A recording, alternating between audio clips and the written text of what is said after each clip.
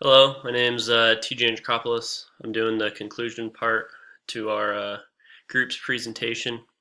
Basically, in conclusion, we found that there are many positives and many negatives to Target's customer service. A couple positives being that employees we found were generally pretty friendly. They were pretty knowledgeable when they had questions. I know personally, when I was in the electronics section, the guy that I dealt with both times I was in there, he was very knowledgeable. He held some pretty long conversations about some different things that I had questions about, and for the most part, when you did come into contact with their employees, they were very helpful, and that's definitely a positive that Target has.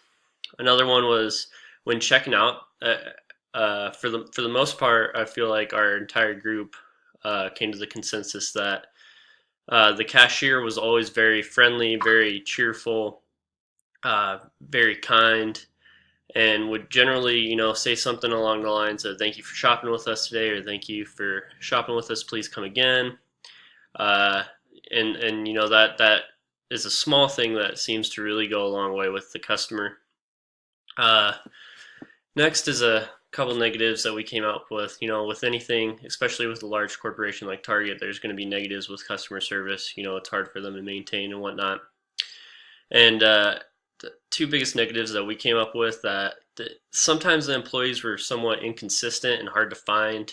The West End, the Billings West End Target location is much bigger than say the Heights, but uh, oftentimes walking through there in different sections, employees either were busy and didn't even give us the time of day, or they weren't even there. So that's definitely a negative. And like I said, the West End Billings location's bigger than the Heights, so it could be different, with size, amount of employees and whatnot.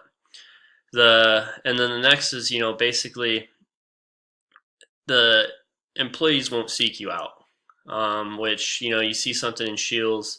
It's sometimes the employees there like running after you just to say hi.